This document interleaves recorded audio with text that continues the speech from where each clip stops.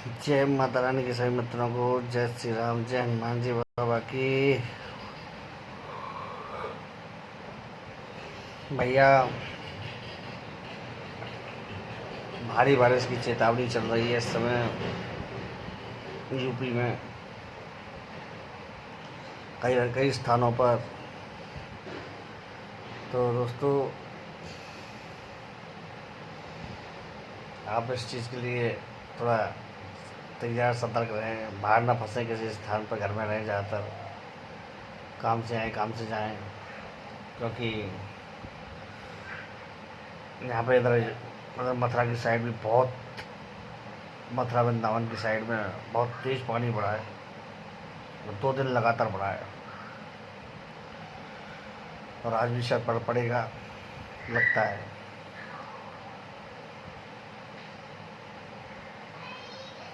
तो ये चीज़ ध्यान रखनी होगी आपको, ठीक है ना। बाकी मैं आपको एक बहुत ही अच्छी, बहुत ही सुंदर एक कहानी बता रहा हूँ दोस्तों। ये कहानी कुछ इस प्रकार से है। आप ये चीज़ तो जानते ही होंगे, जब बच्चे, जो शहर के बच्चे होते हैं, जब वो गाँव घूमने जाते हैं तो उनको तरह तरह के मन में रहती है, वहाँ जाएंगे, वहाँ घूमेंगे, बातें करेंगे, खेलेंगे, कूदेंगे। छुट्टियों का समय चल रहा था। पिताजी बड़े शहर में काम करते थे, हैदराबाद की तरफ। दोनों चाचा ताऊ के लड़के थे ये। पिताजी वहीं करते थे और उसके चाचा भी वहीं करते थे। लड़कों का नाम था राजू और शुभ। दोनों की उम्र होगी 15-16 साल के आसपास। एक की 15 थी, 21 16। अब जब बच्चे पढ़े लिखे एजुकेटेड बच्चे जब मतलब गांव देहात में जाते हैं तो वहाँ की जो चीज़ें होती है, वहाँ की बातें होती है कि यहाँ मत जाना, वहाँ मत जाना, वो क्या मानेंगे, उस चीज़ों को नहीं मानते। गए साहब, और घर में उनके दादा दादी थे और उनके जो ताऊ था, उनका लड़का भी था जिसका नाम था सचिन। तो दोस्तों, तीनों लोग मिल करके अपने गांव में घूमते, मौज करते हैं, मस्ती करते हैं, आनंद आता है उनको। पर खूब मौज मस्ती कर रहे थे वो। पर जो मौज मस्ती यानी कि तूफान से पहले किसान थी। अचानक शुभ बोलता है, जो गांव में ताऊ का लड़का था, उससे, यार हमें ऐसी ऐसी जगह दिखाओ ना जहाँ मज़ा आता हो। कुछ ऐसी कहानियाँ जो हम मोबाइल वगैरह में देखते रहते हैं, भूतों की कहानियाँ, कुछ ऐसी हॉन्टेड प्लेस पे हमें लेके जाओ ना। वो लड़का बोलता है, सचिन बोलता है, अरे भैया, भाइयों दोनों लोग, आप लोगों को मालूम नहीं है, यहाँ तो रात में निकलने पर मनाही होती है गाँवों में। इस शहर की तरह थोड़ी ना कि हर चौराहे पर लाइट जल रही है, हर चौराहे पर आदमी दौड़ रहे हैं, गाड़ियाँ चल रही हैं, कार चल रही हैं, स्कूटी चल रही हैं, बस चल रही है। यहाँ पर ऐसा नहीं होता है। यहाँ सब 7 बजे बाद अपने अपने घरों में पैक हो जाते हैं। वैसे भी ये दूर दराज की काम है हमारा। तो दोनों हम मुस्कुरा के एक दूसरे की तरफ देख के हंसने लग गए। हाँ सही कहा है भैया, चलो तुम रात में वैसे ही नाइट में शेर के लिए चलेंगे। दोस्तों, छींक आ गई है, यानी कहानी बढ़िया होगी। अब भैया दोनों दोस्त, मतलब सॉरी, तीनों जने, दोनों वो लड़के और उनके ताऊ का लड़का सचिन, चल देते हैं घूमने के लिए। चलते चलते वो एक पुराना सा मकान था, तो वहाँ पर जाकर रुक जाते हैं। और जो 16 साल का था, शुभ था, जो उसको एक दोस्तों की संगत से एक सिगरेट पीने का बड़ा बुरा शौक लग गया था, जो अभी अभी लगा था। तो वो छुपा के शहर से सिगरेट लाया था अपने लिए, क्योंकि वो एक सिगरेट रोज जरूर पीता था, जो कि बहुत ख़राब है इस उम्र में पीना। इस उम्र में कभी भी ये चीज़ें नहीं करनी चाहिए। तो उसने कहा यार मैं सिगरेट पी लूँ जरा। समझना, दोनों ने कहा, उन्होंने अरे नहीं नहीं हमें अच्छा लगता, सी गंदा हमें बहुत बेकार लगती है, ऐसी जो बदबू आती है। तो वो बोला कि नहीं नहीं चलो ऐसा है, मैं वहाँ दूर जाके पी लेता हूँ, तुम्हें बदबू नहीं आएगी। फिर थोड़ा सा खुला सा एरिया था, वो जगह थी वो बीच में, सड़क के किनारे से, मतलब वो लोग पगडंडियाँ होती ना गाँव में, सड़क तो होती नहीं, उसके किनारे पगडंडी के किनारे खुला हिस्सा था, उसमें वो पेड़ों के बीच में खड़े हुए थे। अब दोस्तों होता क्या है, अब होता क्या है कि वो चला गया सिगरेट पीने शो।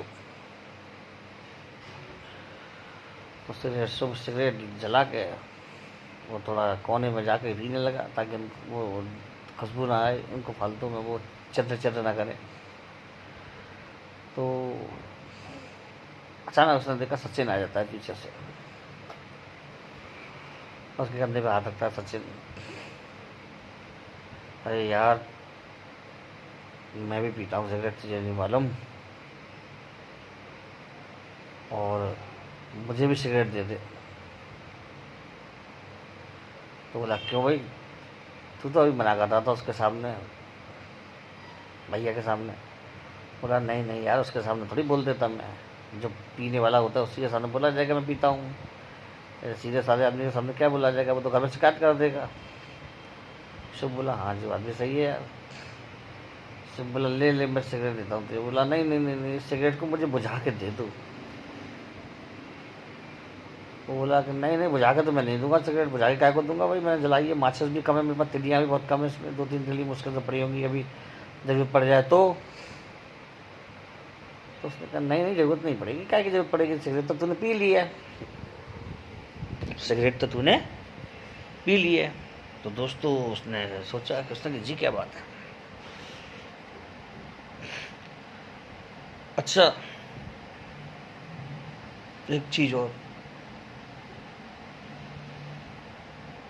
कि उसने जेब से दूसरे सिगरेट का दूध पैकेट निकाल के उसने उसके सामने एक सिगरेट उसने निकाल के देने की कोशिश की, तो उसने मना कर दिया, नहीं मुझे वही चाहिए जो पी रहा है, लेकिन बुझा के चाहिए, मुझे बुझा के दे इसको ज़मीन में मार के। तो उसने कहा ठीक है यार, तो तेरा मन ऐसा ही है तो ये तू यही ले ले, मुझे मालूम है बहुत सा कुछ होता है गड़बड़ी दिमाग में, तो वो ऐसे ही चाहे उनको चीज़ें चाहिए। कोई झूठा खाना खाता है, तो कोई झूठा पानी पीता है, तू ले झूठी सिगरेट ही ले बुझा के देता हूँ तुझे मैं। तो जो ही वो बुझाने के लिए ज़मीन पर झुकने वाला, तब पीछे से दूसरे लड़के की आवाज़ आ गई, यानी कि तीसरे लड़के की। अरे क्या कर रहा है शुभ। तो शुभ ने कहा कुछ नहीं यार, ये सचिन सिगरेट मांग रहा है। तो उसने कहा कहाँ है सचिन। तो शुभ ने इधर उधर घूम करके देखा, कहीं सचिन नहीं दूर दूर तक। उसने कहा भाई बिल्कुल यहाँ तो खड़ा था, तूने देखा नहीं उसको, इतना साफ साफ पास में खड़ा था मेरे। उसने कहा नहीं नहीं यहाँ कोई सचिन बचिन नहीं है भाई, चल तू मेरे भाई, यहाँ से रात में यहाँ पे आना इस तरफ सही नहीं है, मना है हमारे घर पे, अगर मेरे घर वालों ने सुन लिया ना तो तुम्हें तो पीटेंगे मुझे और पीटेंगे, चलो चलो। तो वो उसने कहा नहीं यार ऐसा नहीं। तो उसने कहा कि क्या हुआ। उसने देखा कि जो वो सचिन था जो आगे बाथरूम कर रहा था, वहाँ बैठ के वहाँ से निकल के आ रहा था। अबे कहाँ चले गए तुम दोनों, वो बोला सचिन बोला, वो शुभ बोला करे अभी तू तो मेरे पास सिगरेट पीने के लिए मांगने के लिए आया था, बुझा के दे कर रहा था। उसने कहा मैं कब आया भाई, और मैं तो सिगरेट पीता ही नहीं हूँ, क्यों फालतू दिमाग का दही कर रहा है। उसने कहा नहीं भाई तू सिगरेट तो पीता है, तू छुप कर के आया था भैया से। बोला अरे यार तू किसी से पूछ ले, पूरे गाँव में पहुँचवा दूँ, मैं सिगरेट नहीं पीता बिल्कुल। अब उसने सारी कहानी बताई उसको, दोनों को, उसने शुभ ने दोनों के पैर उतरे थे, सक गई जी। वो समझ गए कि वो आग बुझाने की क्यों कह रहा था, कोई ना कोई बड़ी शक्ति थी, कोई गंदी शक्ति थी, वो आग बुझाती, उसको पकड़ लेती, उसको मार डालती वहीं। अब ये दिमाग में, मतलब ये कहते ही जो ही सचिन ने ये बात बताई दोनों को कि ऐसा है शायद, तो दोनों की ज़मीन खिसक गई। उन्होंने, क्योंकि अनुभव खुद पे हुआ था अनुभव, तो मानने को तैयार थे। वो चल क्या दिए, भागे फिर वहाँ से। तो भागे तो उनको ऐसा लग रहा था दोस्तों जैसे उनका कोई भयंकर तरीके से पीछा कर रहा है, धुआंधार दौड़ रहा है उनके पीछे कोई। और दोस्तों उसके बाद उन्होंने भागना नहीं छोड़ा, उनको ऐसा लग रहा था कोई लगातार पीछा कर रहा है उनका। बस वो दोनों लड़के तो गांव में ज़्यादा दौड़ने भागने खेतों में अभ्यस्त थे नहीं, तो उसमें से शुभ गिर जाता है। शुभ गिर जाता है और शुभ की गिर जाता है, उसकी टांग पकड़ के कोई उसे झाड़ियों की तरफ खींचने लग जाता है अपने आप हवा में से ही। अब समझ लीजिए क्या वातावरण बन गया होगा वहाँ पर कि कोई चीज़ किसी को घसीट रही है। आप अपने ऊपर लेकर के देखिए, बहुत बुरी तरह से चिल्लाने लगा वो, और उसके डर के उसको देख करके दोनों उसको चिल्लाने लगे कि भाग भाग भाग, जल्दी निकल के भाग। तो दोनों ने उसका हाथ पकड़ के खींचा, जब जाके वो खींच के आया और फिर भागे। उसमें जो दोनों लड़के थे वो तो पूजा पाठी वगैरह कुछ करते नहीं थे, जानते नहीं थे, लेकिन ये क्योंकि गांव में रहने वाला लड़का था, बच्चा था, इसके दादा दादी पूजा पाठी थे काफ़ी, तो उसने तुरंत हनुमान चालीसा का वहीं जोर जोर से पाठ करना शुरू कर दिया उसने। जय हनुमान ज्ञान गुण सागर, जय कपीस तिहुँ लोक उजागर, राम दूत। बस ये पाठ करना ही था कि अचानक ही सब वातावरण बिल्कुल नॉर्मल वातावरण हो गया। उनके भाग तो रहे थे वो, लेकिन उनको लग रहा था पीछे अब कोई नहीं है, उसमें बिल्कुल शांति सी हो गई। और सामने से एक गांव का व्यक्ति भी आता हुआ दिखाई दे दिया, केसरिया चाचा। तो दोनों ने आवाज़ दिया, करे चाचा चाचा बचाओ बचाओ। चाचा बोला, अरे रात को तुम यहाँ क्या कर रहे हो। चाचा को उन्होंने बताया कि जल्दीबाजी में किस्सा कि ये हुआ चाचा हमारे साथ, कोई पीछे पड़ा हुआ है। और चाचा ने 2-4 लट्ठे ज़मीन पर मारे जोर के, अब आ तू बताता हूँ तुझे। बच्चों को डराता है, लेकिन कोई आवाज़ नहीं आई। फिर चाचा लेकर उनको छोड़ के आए घर पर। उन्होंने पूछा, चाचा आप कहाँ से आ रहे हो। अरे नहीं, बगल में एक शादी का प्रोग्राम था, वहाँ से आ रहा हूँ मैं, लेकिन बढ़िया हुआ मैं आ गया। तो दोस्तों ये घटना है जो मुझे आप ऐसे काल्पनिक माने, लेकिन मैं एक चीज़ बता दूं, काल्पनिक आप माने, लेकिन ये एक मिलने वाले आए थे, क्योंकि आप जानते हैं मेरे पास हज़ारों लोग आते हैं मिलने। तो उन्होंने ये अपनी बचपन की घटना बताई है दोस्तों। उन्होंने ये अपने समय की घटना बताई है। उस समय मोबाइलों का स्टार्टिंग हुई थी, मतलब उस समय मल्टीमीडिया फ़ोन शुरू हुए थे, तो उस समय की घटना है ये। हाँ 12-15 साल हो गए होंगे आराम से। चलिए मित्रों, आपको एक छोटी सी घटना सुना दी मैंने, और बस बची गई, नहीं तो ठाकुर तो हो गया था। बल्कि जय माता रानी की। दूसरे चैनल पर बहुत जोरदारी से मैं अपने आपको साधना और फिर चमत्कारी मंत्र पे और एक बहुत धाकड़ कहानी शाम को आपको सुनाऊंगा। बहुत लोग कह रहे हैं गुरु जी हमें कहानियाँ नहीं देते आप, तो चलिए आपको लगातार कहानियाँ ही सुनाएंगे, बढ़िया बढ़िया। बस थोड़ा टाइम मिल जाए, थोड़ा सा फुर्सत का समय, तो आपके लिए नित नई कहानियाँ लेके आएंगे।